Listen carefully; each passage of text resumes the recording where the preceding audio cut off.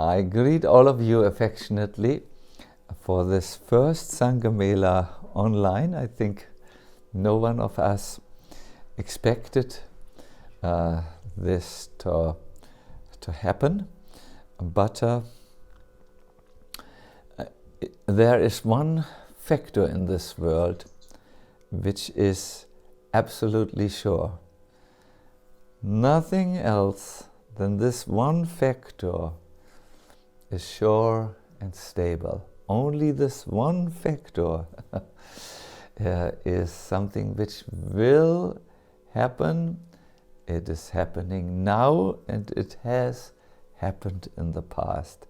This one factor which always stays with each one of us is called change. Nothing remains the same. Everything is under the law of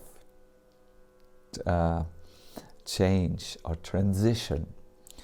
So when it was clear that we would have our beloved Sanga Mela festival online, Gaurahari and myself and his wife Vaijayanti sat together and we discussed how could we make an online event that is absolutely nourishing, inspiring, and also strength-giving.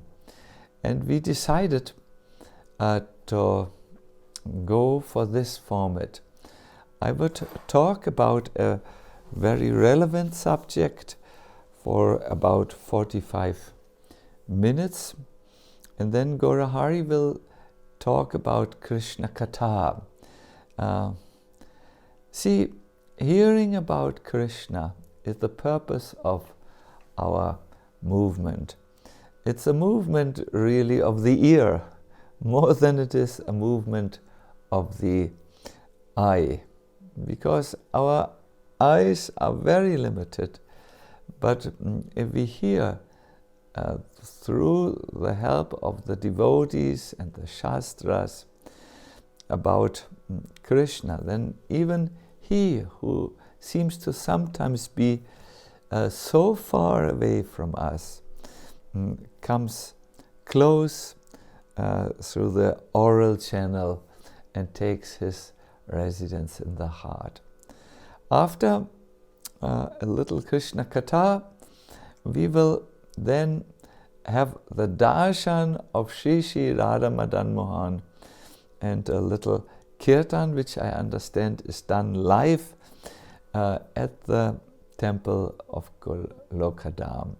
So I would like to now go immediately into our subject for this Sanga Mela. I called the subject matter the Bhakti Tonic. A tonic, or in Sanskrit rasayana, is a medicine which can even bring an almost dead person back to life just by smelling a good tonic. Then the life force returns. In the same way, we hope that our 3 lectures, today's lecture, tomorrow's lecture, and then the next day's lecture, will act like a powerful tonic and rasayana that can bring you to life, or most probably all of you are fully alive and spiritual in Krishna consciousness, but it can nourish you. For today, I have chosen a subject that is strengthening our bhakti. Namo Vishnu Padaya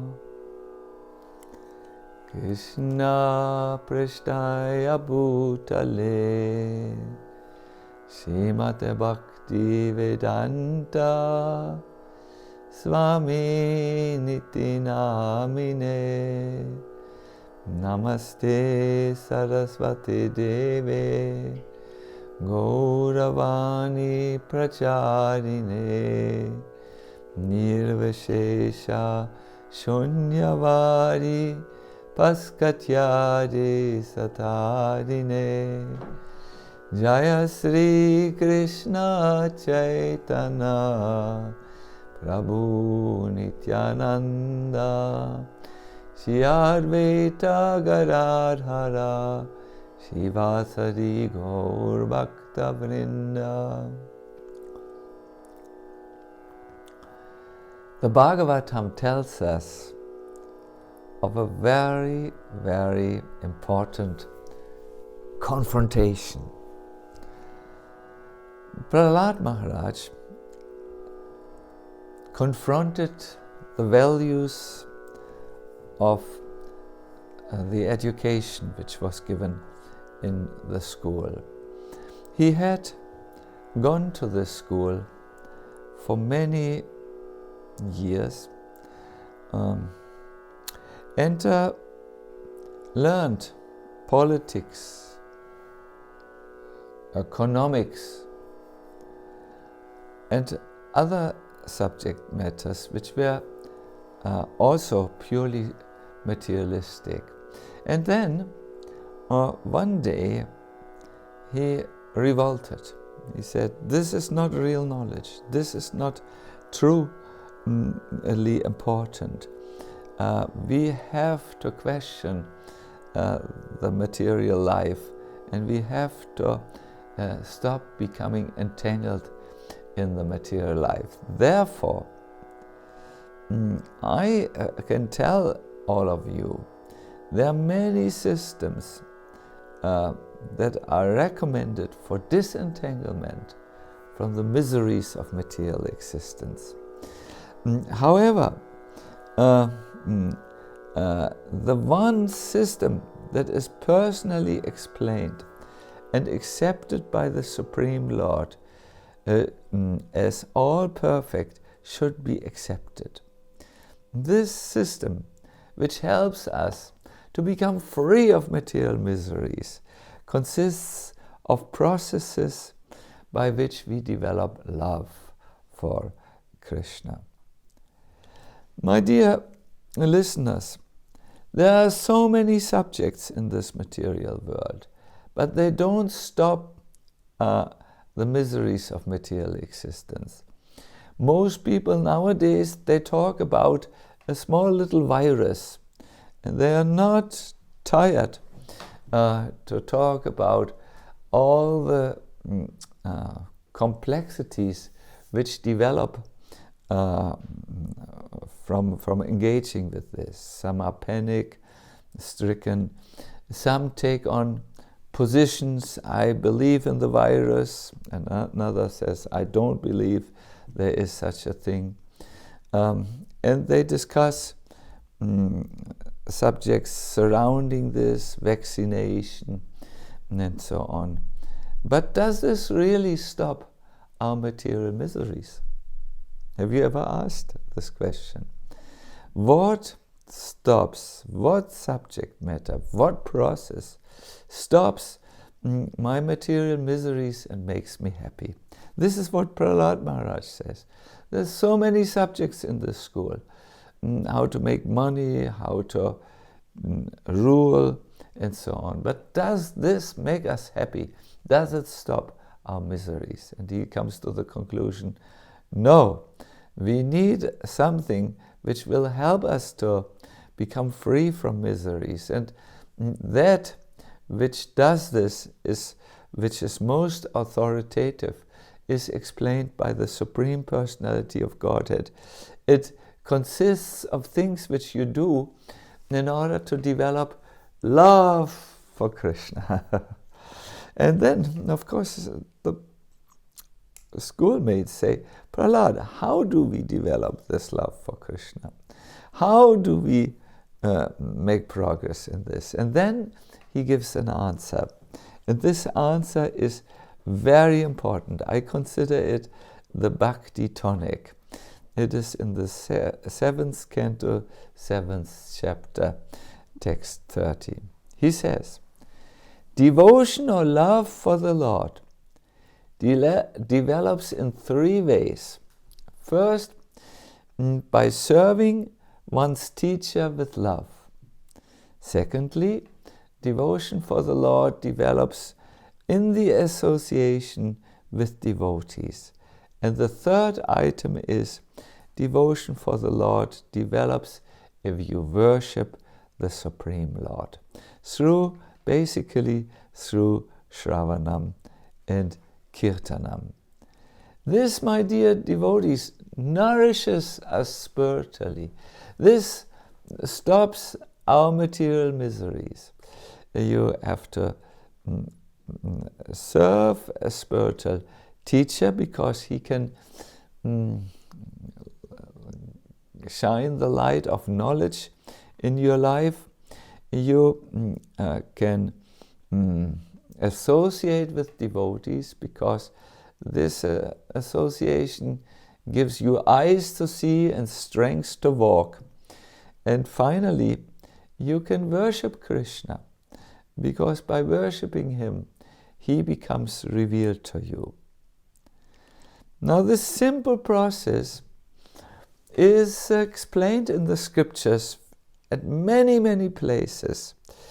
But in order for us to get faith in this system, Jiva Goswami quotes one particular verse from the scripture that tells us how this process works, a little bit more practical. And I want to sing this verse to you, first in Sanskrit and then in English. I will not sing in English, but tell you.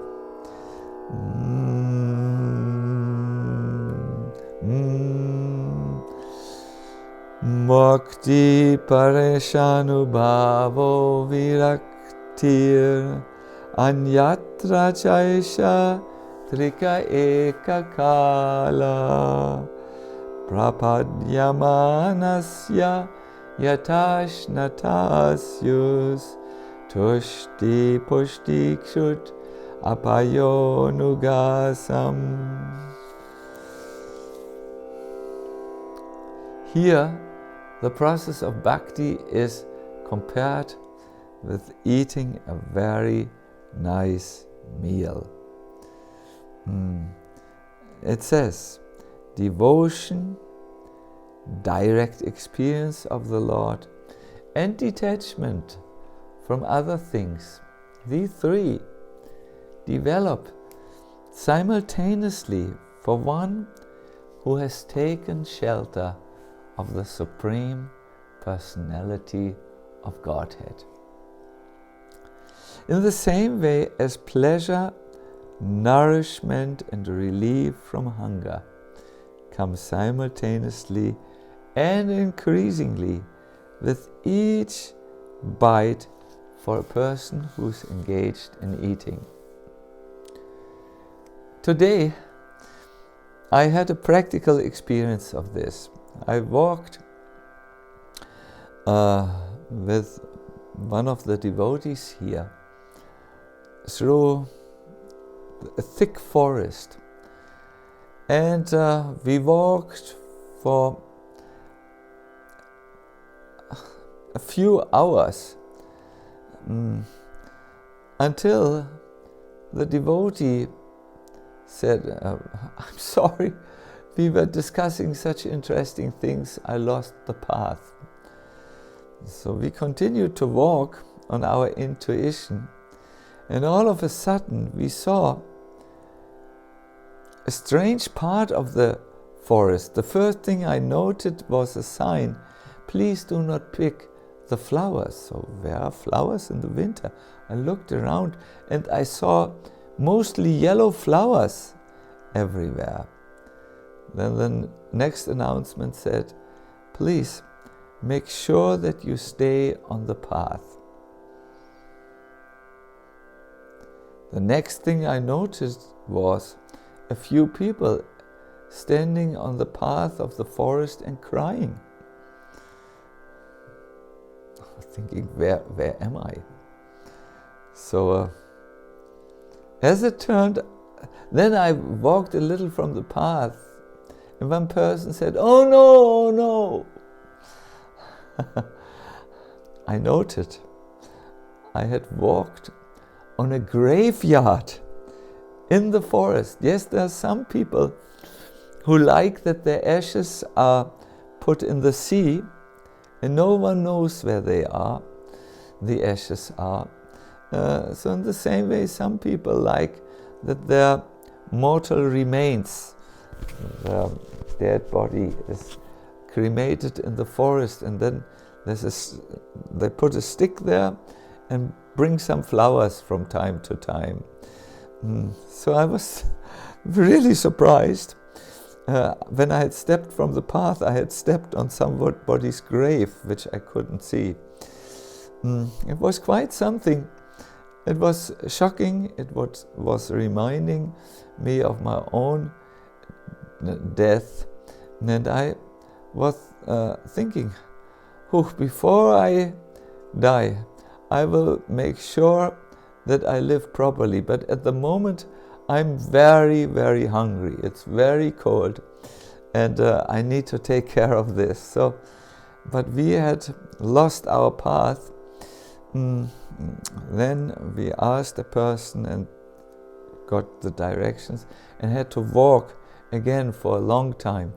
When I finally came here, the devotees had been kind, and there was a good meal waiting for me. This is the process of bhakti also.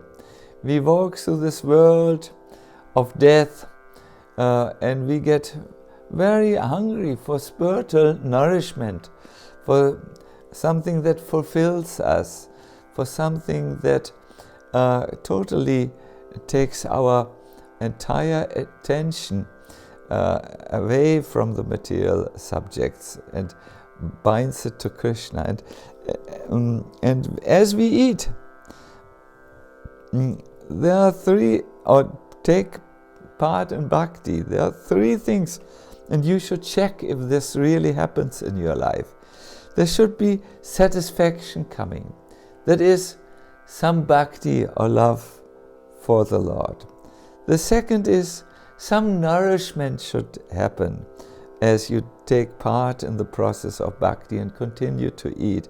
That means you should have a realization of Krishna.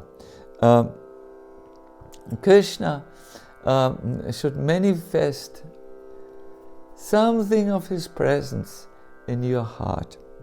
And the last thing to look at is, when you eat, you don't eat unlimitedly. There should be some relief from hunger happening.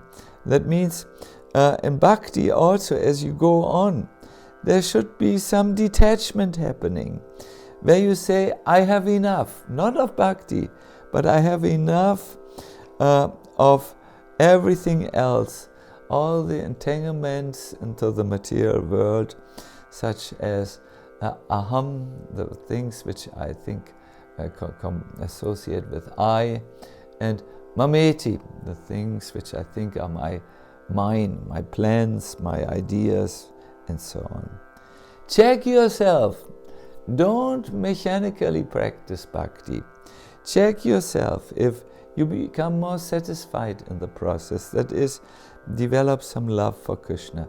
Check if you are nourished, that means getting some manifestation of Krishna or revelation of Krishna in your life. And check whether you become actually detached from the material world. If this happens, then you do things right. If this does not happen, you will have to see where is it that some mistake, some error, some misunderstanding has invaded my practice of bhakti. And then you should see that you get rid of it, so that you all make the experience of love in your heart, of Krishna in your heart, and of losing attachments for the material life. Please do not cheat yourself by just going on and on and on and not really feeling what is Krishna consciousness, not really becoming satisfied. I have seen that on the path of bhakti, people start after having an initial impulse, some motivation. They have maybe seen that material life is suffering, and they have now the motivation to end all suffering, and they start the process of Krishna consciousness. But then, as they walk the path of Krishna consciousness, their attention wanders away from the direct involvement in bhakti, and they are becoming attentive to other details of their life.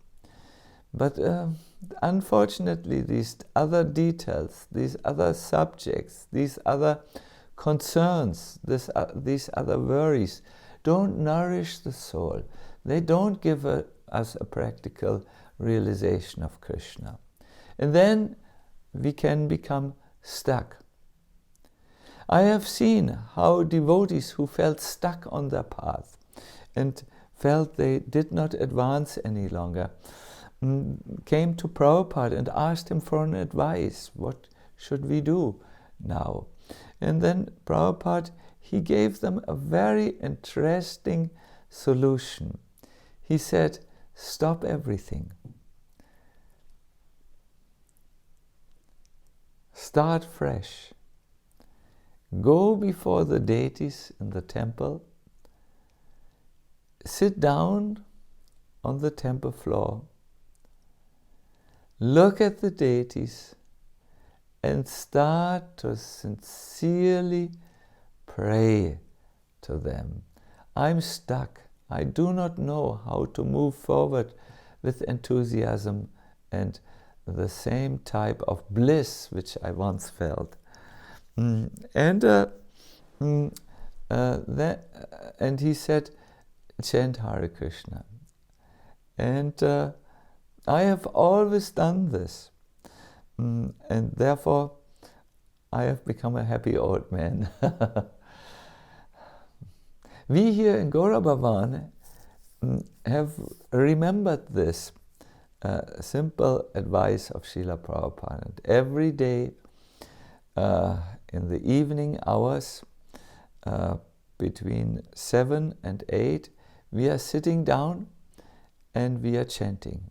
The one who is in charge of this program is Gaur Krishna, and we are joining this program which he sets up and so on. Because it is clear for us, by sitting before Krishna and praying to him through the chanting, everything else will be solved. Prabhupada said, don't have so much faith in your meetings and in your revolutions and in all this. You should chant instead, and you will see how by this simple process of worshipping Krishna, Krishna is becoming attentive and then enters your heart.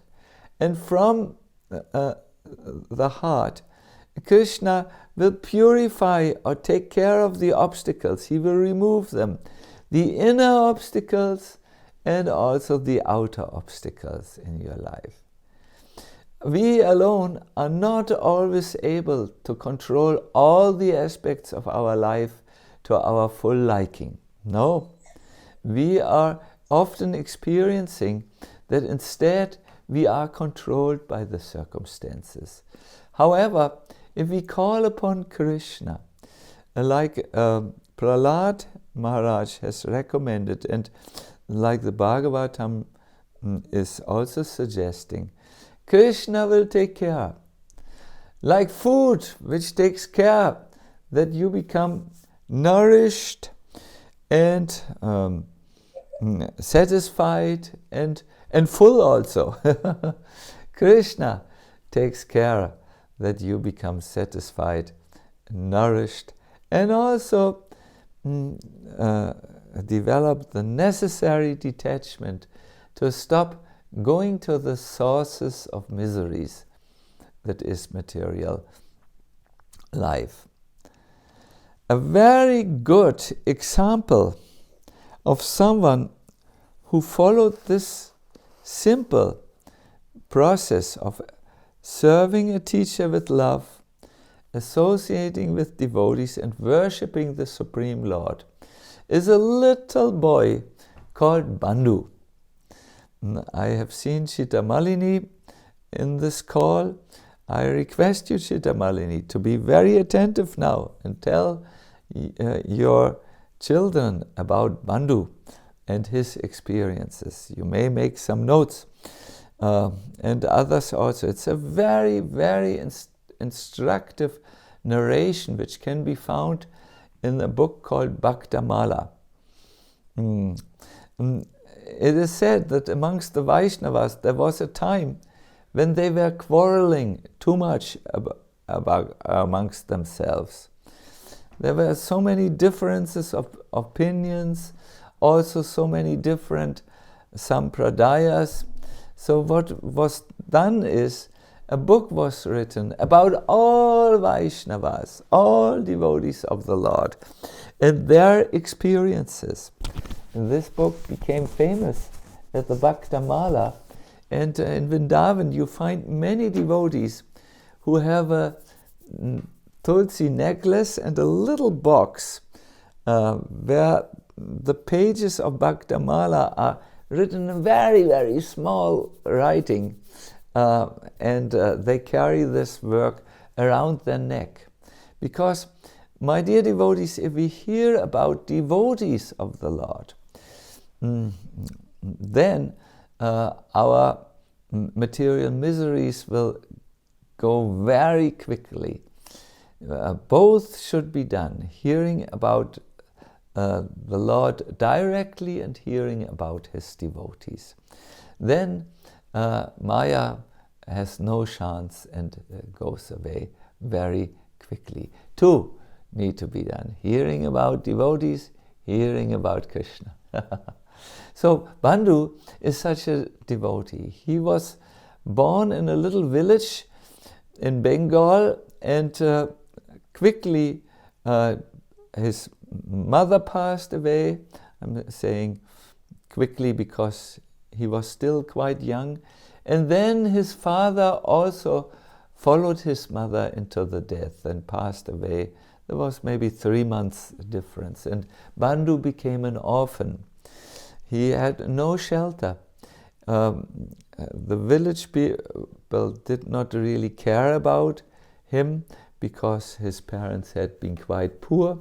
So Bandhu had no friends in the village, and he left when he was 6 years of age to go to Navadvip. There, in the town of Navadvip, he became a beggar who lived from whatever chapatis and sabjis people gave him. He was very sad, very depressed, until one day he saw many people gathering in one pandal. It's like a big tent against the sun. And he followed the people. He sat down and he heard how the lecturer said, "There is one person who can give us shelter. There's one person who can take care of us. When no one gives us shelter any longer, no one takes care of us. Dinabandhu, the friend of the fallen, is there. Dinabandhu is also known as Krishna. Make an endeavor in this life to find Krishna." This stuck with Bandhu, and when he left the pandal after the lecture, he only had one purpose, that is to find Krishna. The little boy would stop every person on the road and asked him, "Have you seen Krishna? Can you tell me where I can find Krishna?" And the people did not act very sympathetically. They thought Bandhu has become a little bit mad. It's not so easy to find Krishna. And they more or less ignored the poor beggar who was dressed in rags.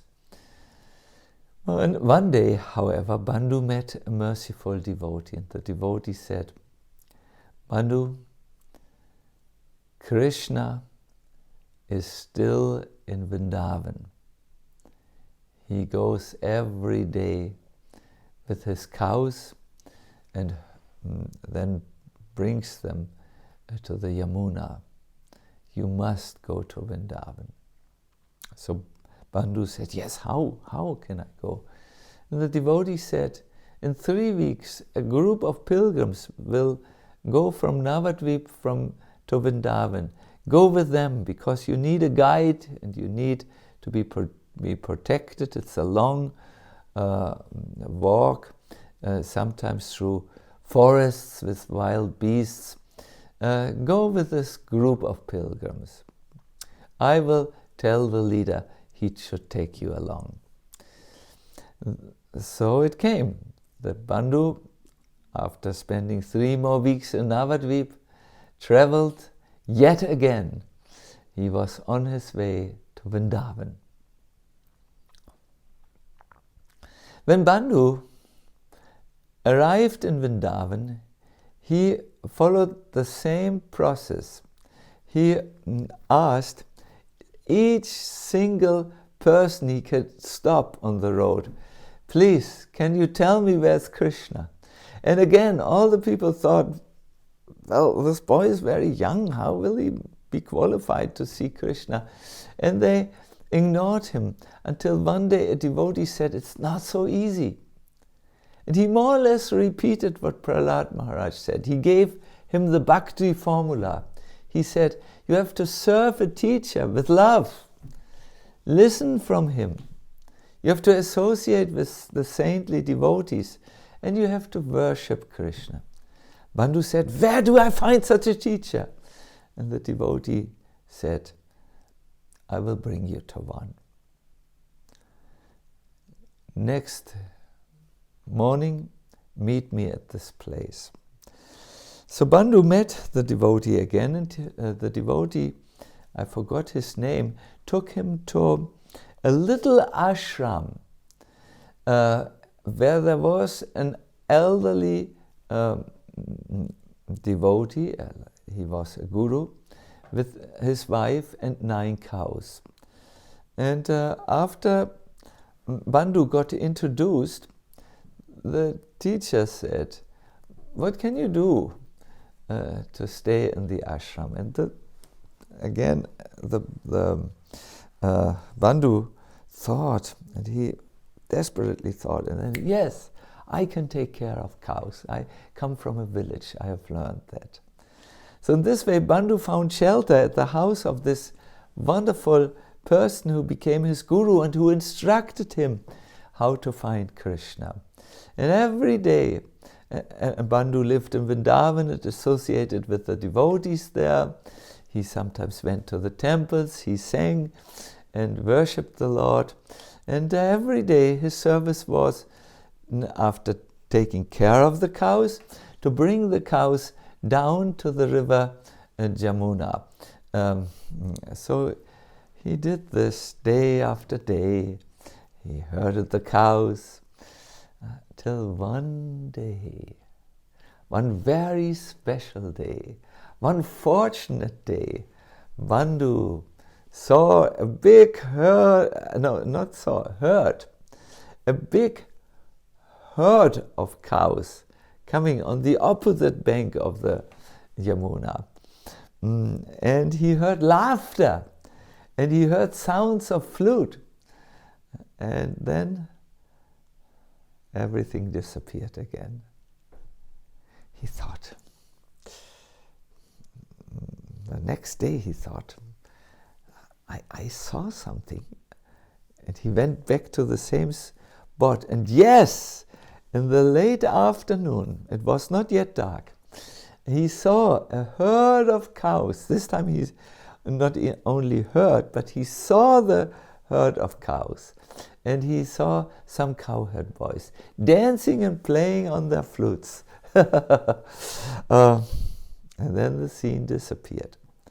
The third day, the same thing happened, but this time he saw amongst the cowherd boys one black boy and one white complexioned boy.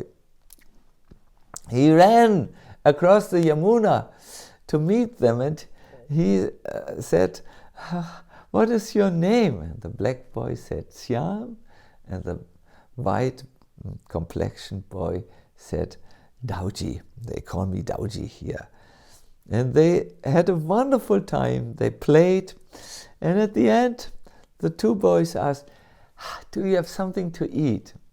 And Bandhu said, yes, I've played so long now with you, but I have not eaten. And he went to the other side of the Yamuna where his cows were grazing, and he took his tiffin, and there were still some chapatis and a little sabji, and he distributed it to the boys. Every day, Bandhu came to the banks of the Yamuna. Every day he heard the transcendental cows. He saw the cowherd boys, and he saw Syam and Dauji. And every day he played with them, and he became the most happy boy you can imagine. All his depression went. So one day, his Guru Maharaj said, "Bandhu, you look so happy since a few weeks. I see you singing and laughing. What is the cause of this?" And Bandhu responded, "Syam and Dauji are the cause of my happiness." "Oh, who are Syam and Dauji?" The Guru thought these were some local village boy's name. And Bandhu said, "You have to see them. They are so beautiful." So he took his Guru along, and the Guru saw how all of a sudden Bandhu became alive and ran through the river Jamuna. Bandhu had heard and seen the cows. Bandhu had heard the flute sound of the boys, but the Guru had not. Bandhu looked as if mad with joy. So the Guru thought, my little disciple, he's running through the river Jamuna, and he ran behind. And he called Bandhu, Bandhu, but Bandhu didn't hear him any longer. He saw Krishna and Balaram. He heard their flutes. He heard the sound of millions of cows mooing. And the Guru did not see anything. He did not hear anything. He just ran after Bandhu. And as he was running, he came to a stone. It was in the middle of the road, and bang, he hit the stone, and he was flying and about to hit the ground when Krishna, who saw that this elderly man has given shelter to my Bandhu, was falling, and Krishna came with his transcendental hands. He catched the Guru, who had stumbled over the stone and who was just about to fall on the ground. And as this elderly Vaishnava was touched by the hands of the Lord, he had a momentary glimpse of Krishna, and he fainted in ecstasy. When he woke up, he was lying on an ox cart, and Bandhu was leading the oxen and the ox cart to the ashram where he would take care of the Guru. My dear people, my dear friends, my dear devotees, my dear skeptics, this happens when you take the Bhakti Tonic, when you serve a teacher with love, when you associate with the devotees and you worship Krishna. Bandhu worship Krishna and Balaram by giving them always from his tiffin something to eat. It will happen automatically in due course of time. His teacher, for his teacher it happened a little later. For Bandhu it happened a little earlier, because he had faith when he saw Krishna. This is the beauty of bhakti. If you practice bhakti with faith, giving up doubts, and feeling and doing the right process as is given in the Bhagavatam and in other scriptures, you will for sure awaken also in the sweet embrace of Krishna. He will take care of you. My dear devotees, do not idealize normalcy and normal life. That is dangerous, because it keeps you from growing further in your bhakti. But instead, become a regular drinker from the cup of bhakti, the Bhakti Tonic. I have now talked about the first, it's only the first of 3 lessons. I request you to come back for tomorrow's session, where we will continue with the Bhakti Tonic. We will hear about awakening devotional feelings tomorrow. That's very, very, very important. And I welcome you affectionately for that morning session. Same place, same time. So now my time is up. It was a pleasure to spend this time with you, and I will request now Gaurahari to come and talk about the pastimes of Krishna. Because as we hear about the pastimes, the leelas, the character, the form, the associates of Krishna, our perspective changes. We do not look so much with this world, which entangles us, but in the opposite, we look at Krishna's world, which disentangles and nourishes us.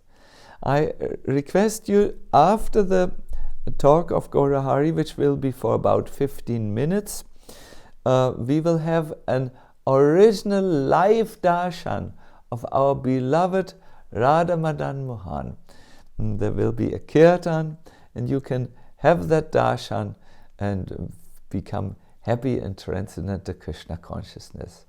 So all the best, and please Gaurahari, take us from here. Hari Bol.